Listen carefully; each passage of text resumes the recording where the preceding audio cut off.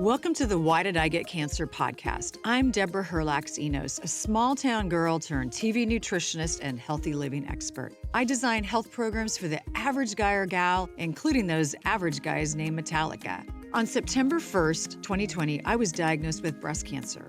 I asked every oncologist the same question, why did I get cancer? But none of my doctors had good answers for me. I wanted answers, and that's why I started this podcast. I want to help you to lower your cancer risk and provide self-care tips for those in the battle. I'm getting answers, and I want to share them with you. Today's topic is about downwinders. And I have to tell you, I didn't know anything about downwinders. So let me tell you a little story. So I was hosting a business event at my house, and I was talking to this woman. She was from Utah.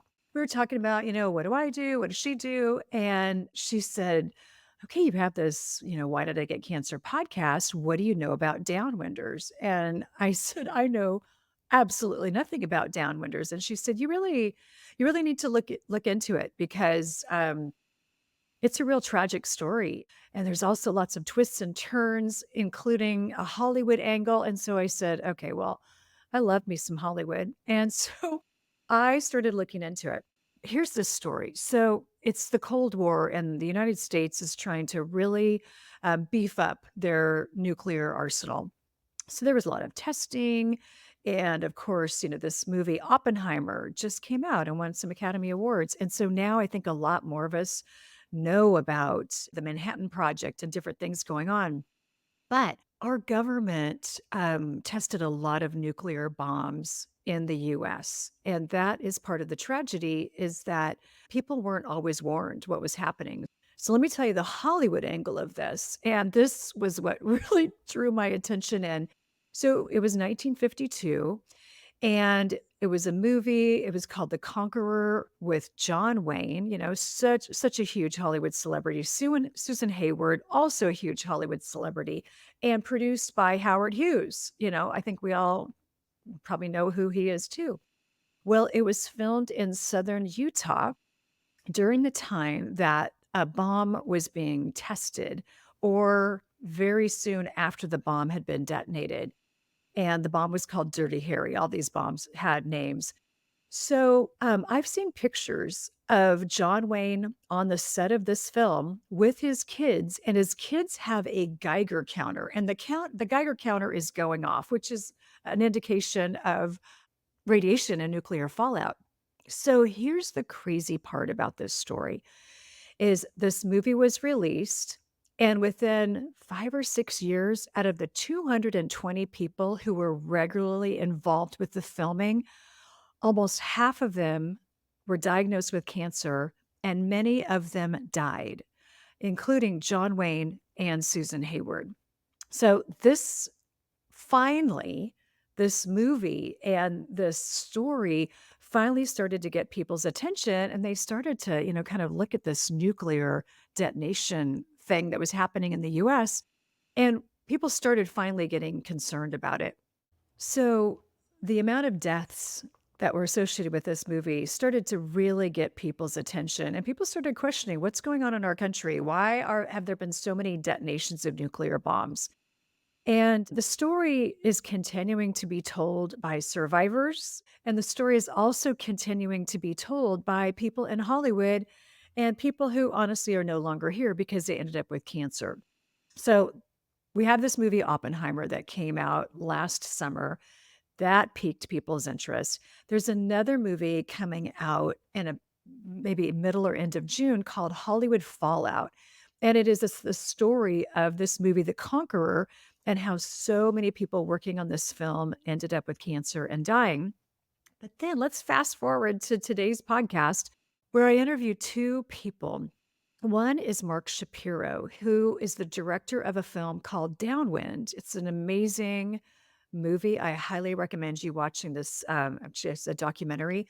It's produced by Matthew Modine, that's a very familiar name, and then narrated by Martin Sheen and also Michael Douglas. So it's really got a stellar cast, and it really shows the story of, did we need to detonate as many bombs as we did? In the US, we detonated 928 bombs between 1952 and I think 1997. So there's that piece.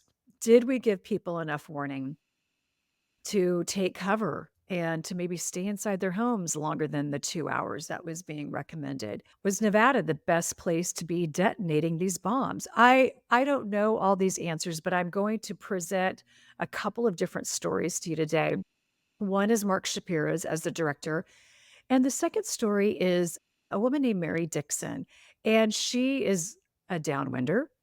She grew up in the Salt Lake City area, and she was diagnosed with thyroid cancer at 29. She's lost her sister and her many family members. Many family members are still being diagnosed with cancer, and she is a huge advocate of telling the truth about this, but also she's an activist because she wants people to know more about that story. And the other piece to Mary's story is something called the RECA Act, RECA, Radiation Exposure Compensation Act. So our government has been giving people who can prove that they were downwinders and that they have a typical downwinder cancer, and you get $50,000 to help compensate you. Mary has been working tirelessly on this project because she believes $50,000 is just not enough, which I wholeheartedly agree with her. But also, the problem is that not all areas that were impacted by this downwind, by this fallout, not all of them qualify to get this $50,000. So it's a fascinating conversation. I'm going to play a variety of clips. I will come in and talk to you a little bit about them. But I really hope you enjoy this second edition of Cancer Crime Stories. Okay, I take a fair amount of supplements. I admit it, but I'm also starting to use them on my skin topically. And one of the ones I use is vitamin C serum from the Body Deli. After a long day in the sun, I'm surfing, I'm swimming, I'm walking with friends. I just feel like sometimes my skin needs a little extra superfood boost at night. So I'll put this vitamin C serum on at night, put a moisturizer on top. I feel like my skin just looks more luminous, and it certainly just looks a little brighter in the morning. You can use the code ENOS15 to get 15% off. Go to bodydeli.com and I hope you enjoy it. This clip is with Mary Dickson. Mary Dickson is a woman who's been an advocate for downwinders for the last 30 years. She has been on PBS for, I think, about the same amount of time. She's written op-ed pieces. She's really well known in the downwinder community. And in this clip, we're having a conversation about why was there a need to detonate 928 nuclear weapons, nuclear bombs in our country. And then I was also curious, and I just wondered, how long does this nuclear fallout, how long does it last? I mean, of course, we've seen videos and photos of mushroom clouds, but once the mushroom cloud is gone, is it safe to go back outside? So, yeah, I hope you enjoy this clip. There were 100 above ground tests at the Nevada test site from 51 to 62, then they just moved it underground. But there were 828 more Underground. tests underground, and a lot of those leaked, and you couldn't even look at the photos of those leaks. They look like the mushroom clouds from above ground testing, and the stuff went everywhere. I was given these maps from the Department of Energy website showing where fallout went from each test at different levels. When it hit the jet stream, it went everywhere, but they knew when they began testing in Nevada, they were warned by meteorologists that the winds in America blow from the west to the east. That stuff's going to be Oh carried my across the gosh. country. And they decided to move it to Nevada anyway because they could do it cheaply and it was more convenient.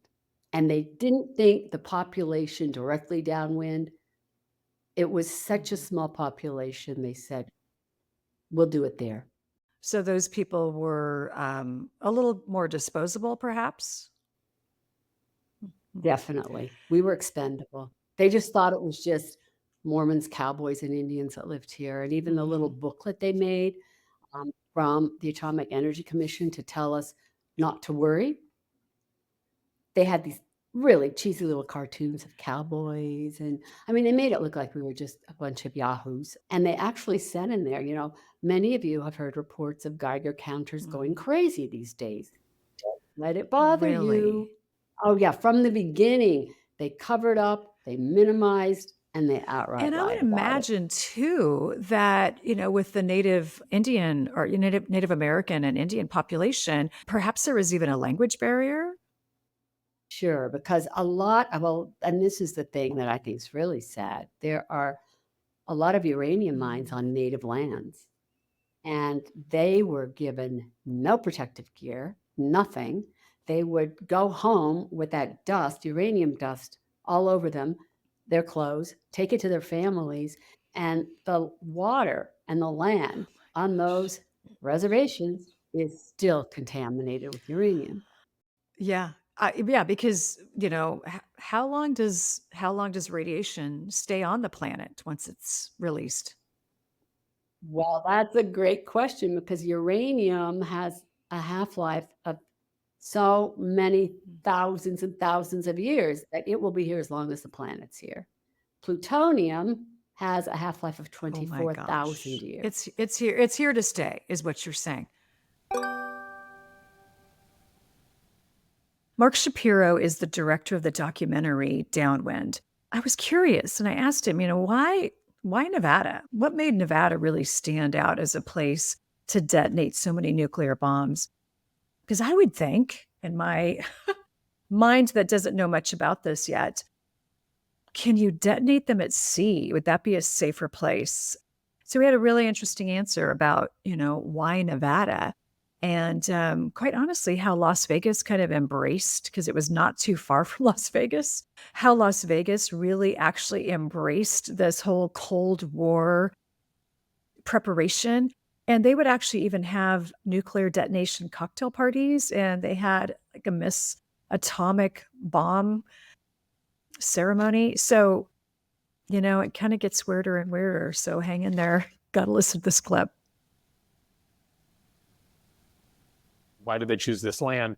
Well, they chose it because it was secure by American standards, American governmental standards. But again, it took land from someone else, and they've continued to restrict the land. And then they've detonated, they detonated 828 bombs underground on this land. Imagine going to someone's yard, neighborhood, and blowing up, 828 bombs, and mainly a lot of it in Right. kind of in the Area 51 location that we're all familiar with, near Tonopah, Nevada. 100 of those tests were above ground, the big mushroom clouds that you see. But we should also note that the underground Right. detonations have to vent into the atmosphere, and sometimes it got to dangerous levels when they blew things that were one bomb was 65 times the size of Hiroshima. 65 Hiroshima bombs underground, and that bomb shook air.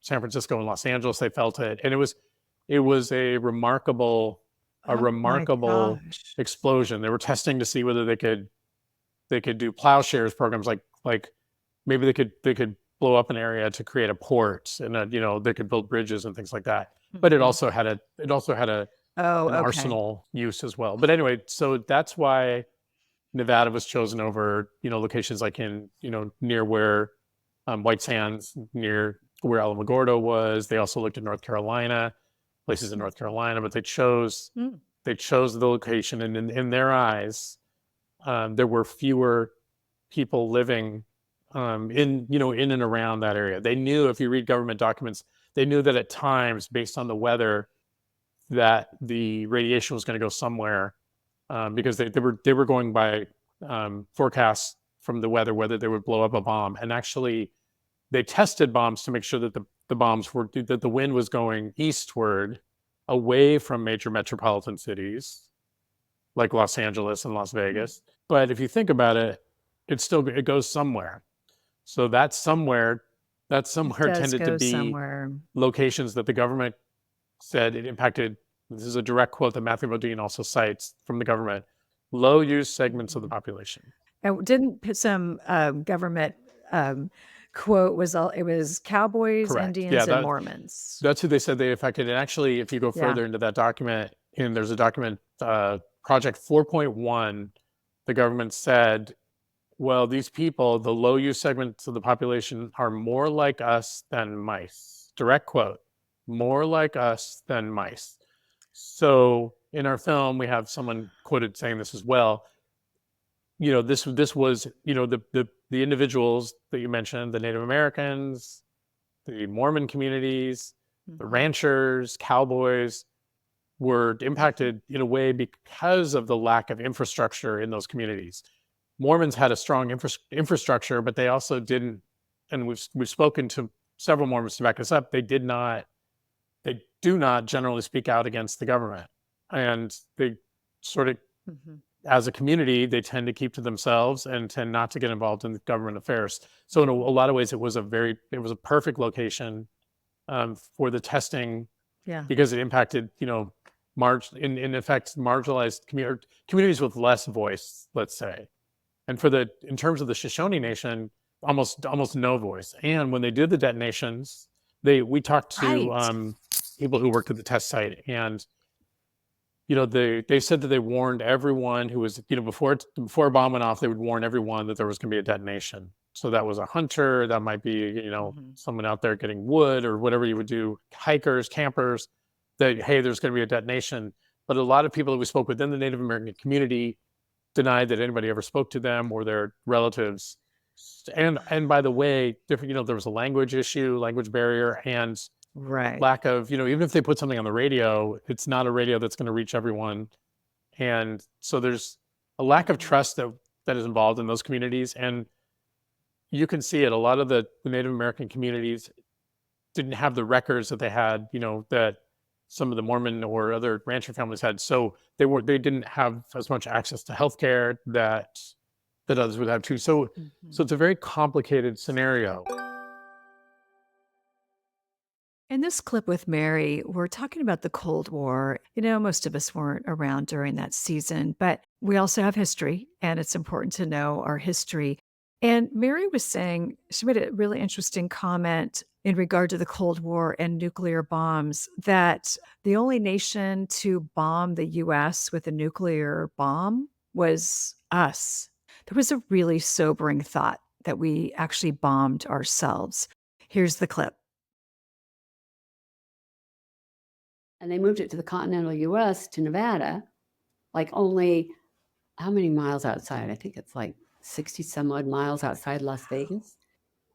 So they move it there because Mhm. they had land and they decided it would be inexpensive and very convenient to test on our own soil. So if you look at this, the only nation that ever bombed us with nuclear weapons, Gosh. our own government, our own government.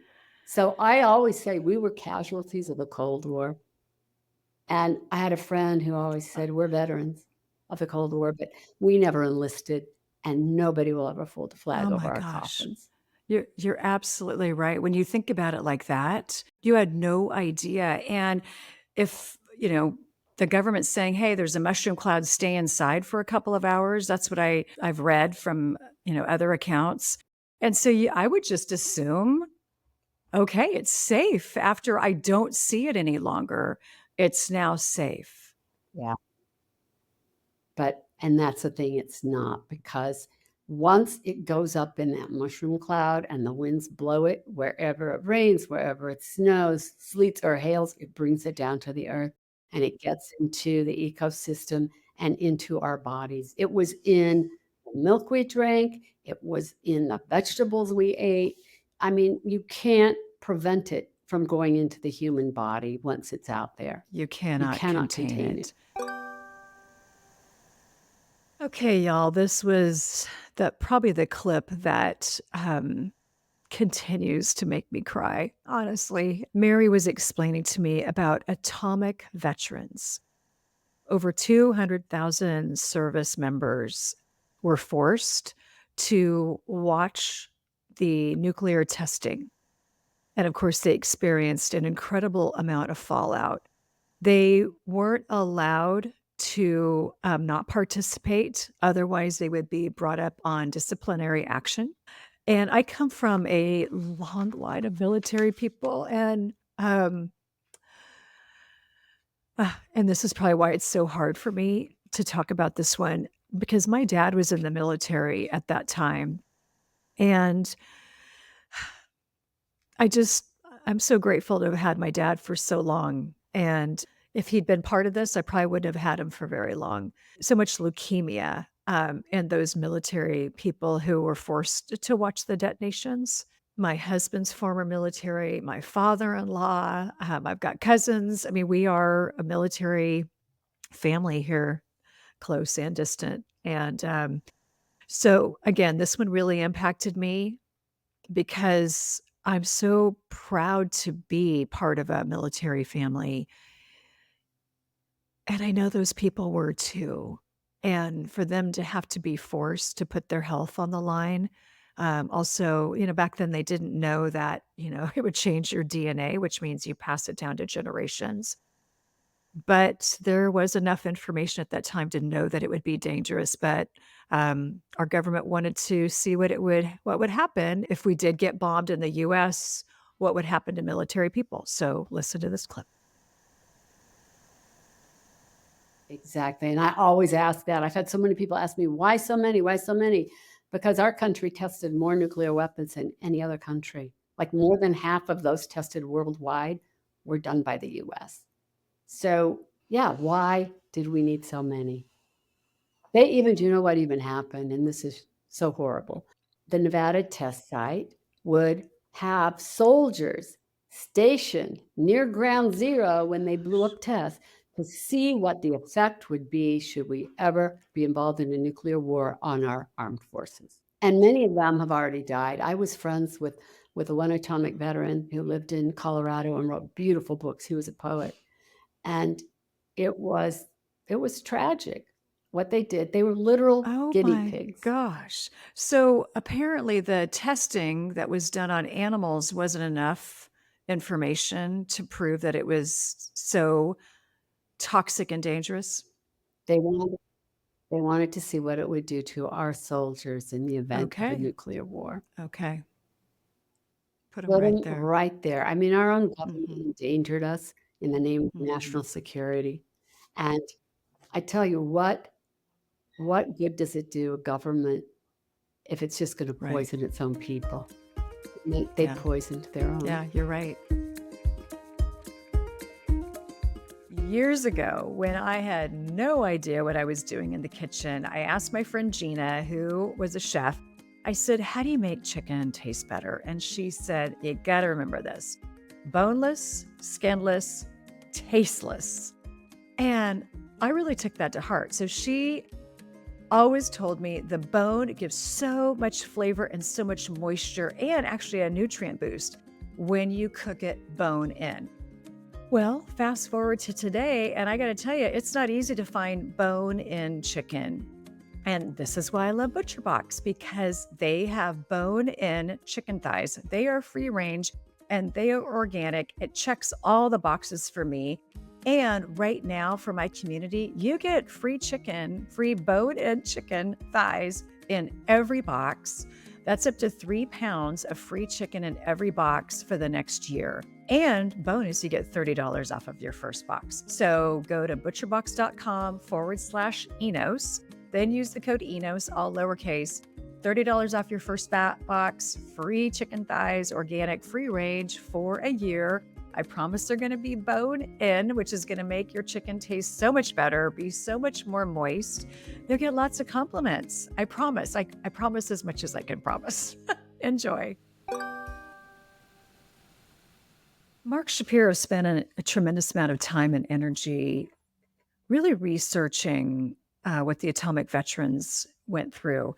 He had some stories about not only the veterans, but also the support staff that might work at this military base where one woman in particular, she was a receptionist. She worked at the nuclear site all day long, would probably get dust on her clothes and, be radiating literally and then drive home to her home in Las Vegas and cook dinner with her family, do laundry, all of those things.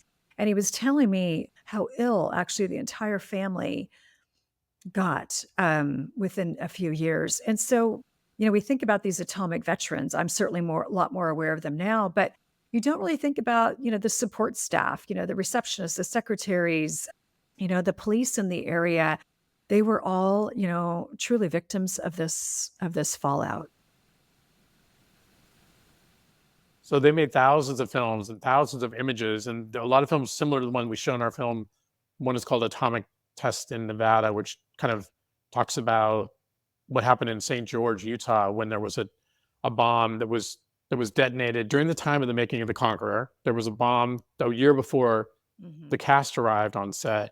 There was a bomb detonated called Harry. Each one of the bombs, or they called them shots, had a nickname, and this one was called Harry. And Harry, the wind went the wrong way, and it still went east, but it went right over St. George. And people in St. George remember it because there were people got rashes and things like that, from the debris. They were told to go inside, for a couple of hours, everything would be okay. There's no danger. Well, they literally, Yeah. Yeah. right. And they literally made a movie from Lookout Mountain Lab called Atomic Test in Nevada, where they kind of characterized what happened on that day. And they showed people, pumping gas and in the hardware stores. And the radio came on and said, we interrupt this program to bring you a special news bulletin. An atomic bomb is drifting in our direction. There is no danger. We put that in our film, and so people can see that. It's a pretty significant and interesting story, and it's true. So getting back to the Michael Moore thing, it's like the more we dove into this Mm. topic, the more interesting things came up. And it's like, well, when you're telling a truth, you can't hide all. There's so many avenues to the truth itself that we could have gone so many different ways with our story. We chose to to take it this way. But what you could talk about the military. What about all those military folks that were stationed right there and were told to look at the bomb, and they could see in their skin, they could see the reflection of their bones when that's how bright the light was.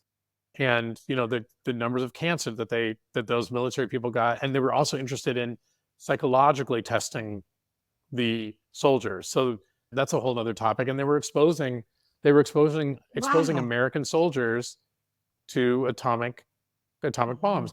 And you could also say, again, a community of people that were sworn to secrecy, classified. Yeah, because they'd signed up for it anyway, so why not just And go ahead we and were told, and this is the military, as they do in the military. And by the way, I am so thankful for our military, and for the individuals in the military. But they were told that if they said anything, it's top secret. It could be treason, and not only you'd be put in jail, but you're fined, your Mm. family. They could get to different people. So it was a way of kind of keeping everything in. And military folks keep their word for the most part. And then, again, it was a way to kind of Mhm. keep things shrouded. And again, going back to Lookout Mountain Labs, the films that they created were very, very much in line with the 928 nuclear detonations. They kind of told the Cold War narrative. We should fear this enemy or fear that enemy. It's important to become a nuclear Mhm. superpower. So it was a very controlled narrative. It was not it was Yeah, and it was a narrative that was really overseen by the Navy, by the U.S., and by the military. So the Mm. military, the Atomic Energy Commission, was licensing and paying for these films. So that's a whole another interesting topic that could be Mhm. covered. You know, Right, right. So again, they knew the dangers. They'd seen the animals that had been, basically tortured through this testing.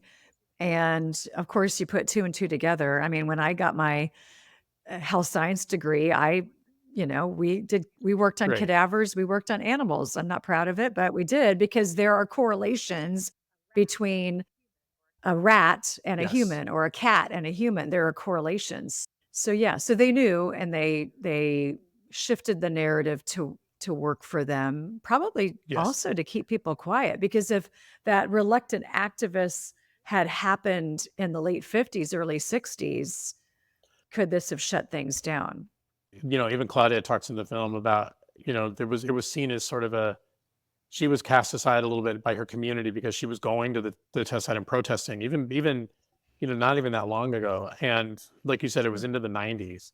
So this activism was Mhm. controlled. The narrative was controlled, but we knew a lot about nuclear testing from the Manhattan Project already. Mhm.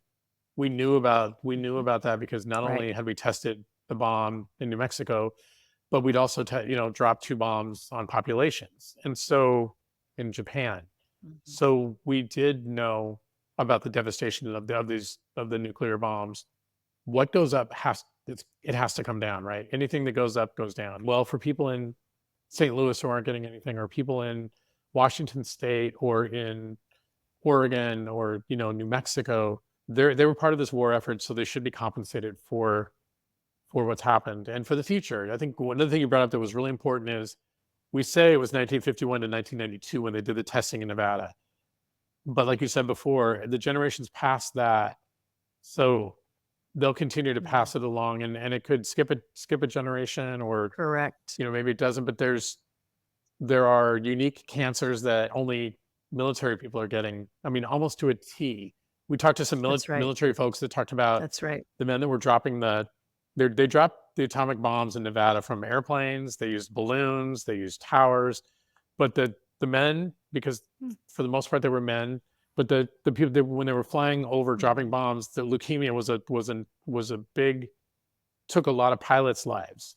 So that, and they were around the nuclear, the Really? detonations, and by the way, there were soldiers going in Mhm. there, military people going in there, cleaning up or doing whatever, patrolling the test site. That is an Right. open military facility. It's still restricted.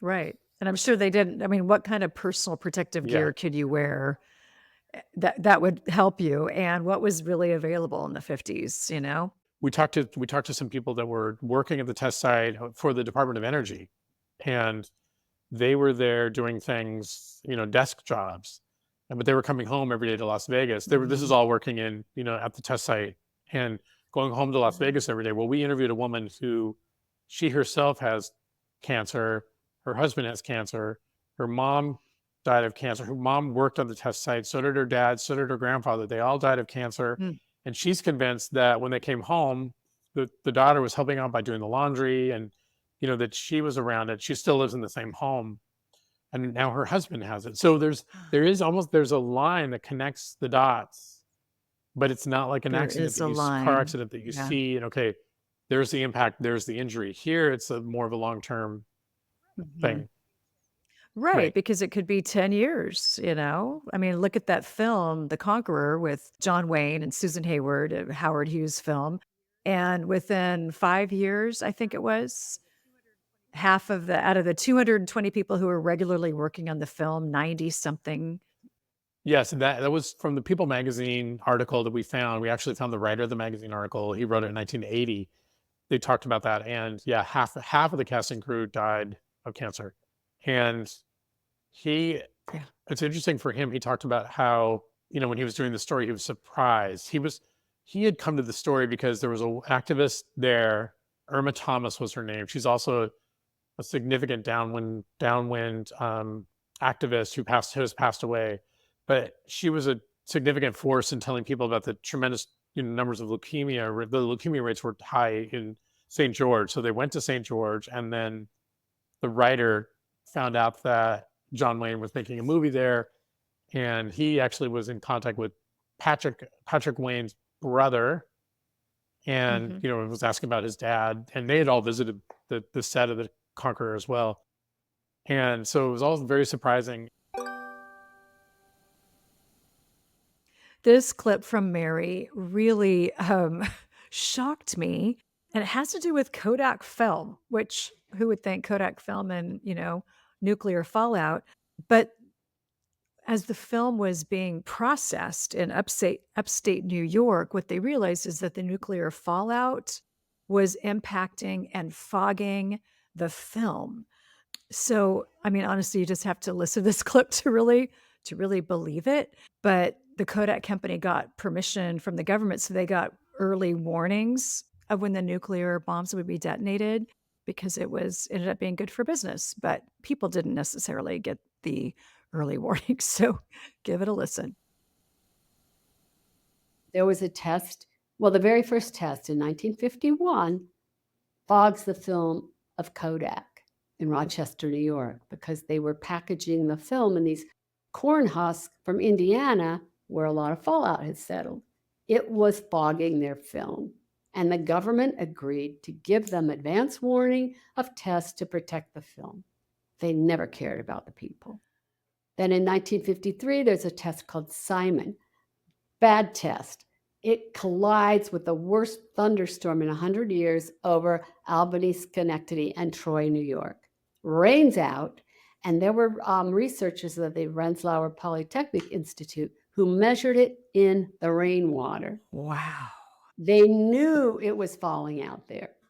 I mean, what people knew and how Mhm. early they knew it is just more evidence of a national Yes. catastrophe. Yes.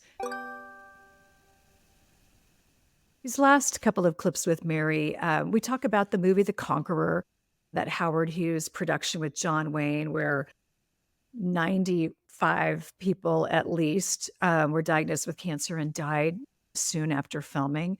But we also talk about how Mary has been so courageous in reaching out to downwinders, really trying to get money for this community and really giving them a voice. And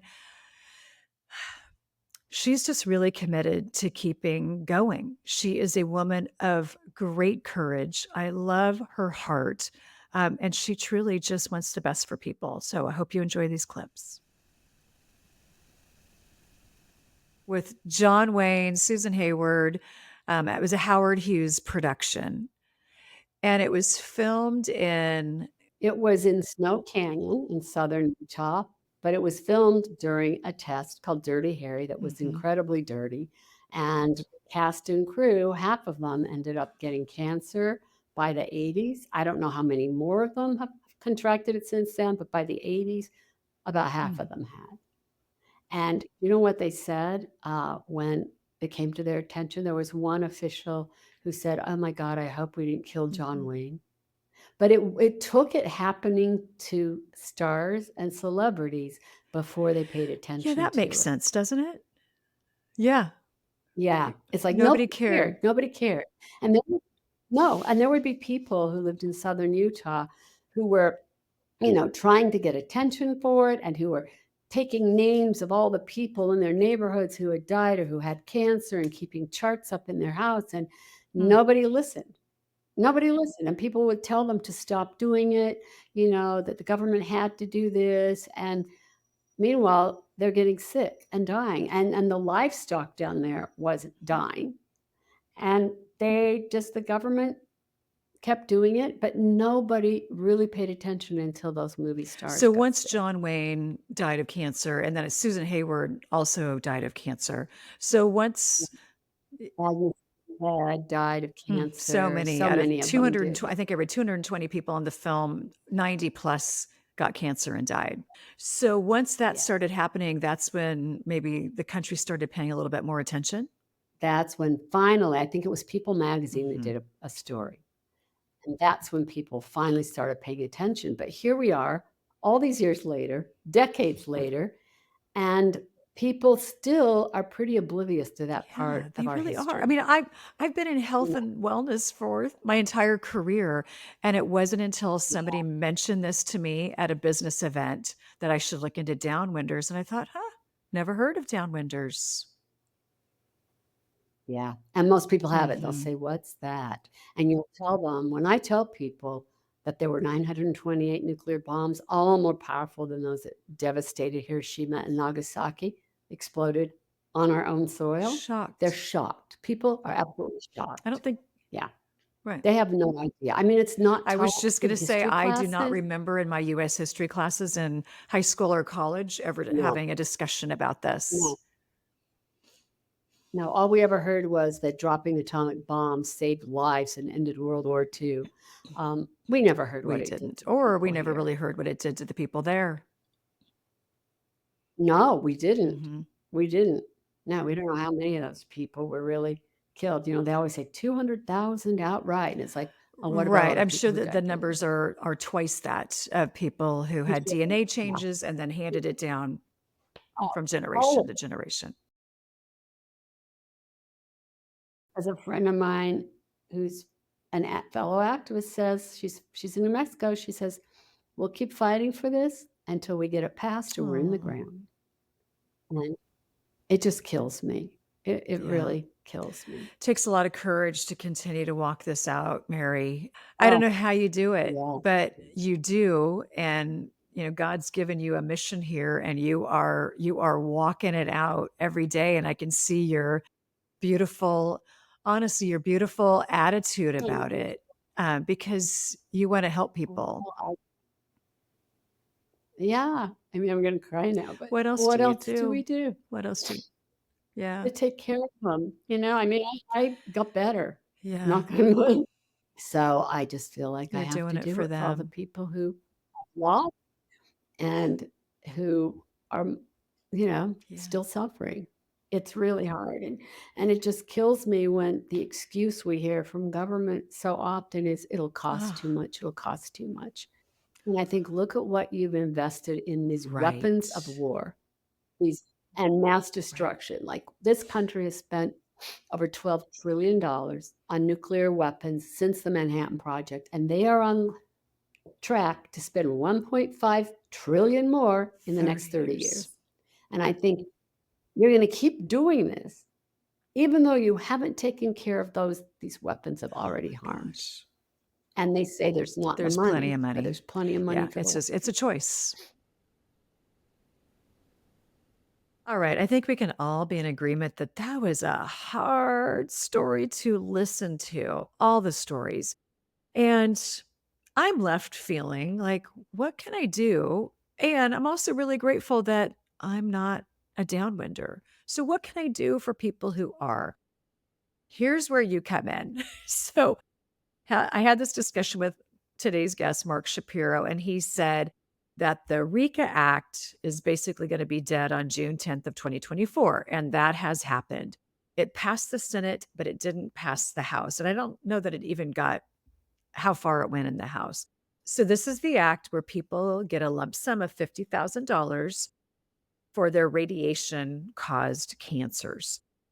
But also, there are geographical areas that were not even included in this original bill, like Salt Lake City, which is a significant downwinder community. They were not included in the RECA Act, nor are some of the areas like in New Mexico where the original nuclear bombs were detonated.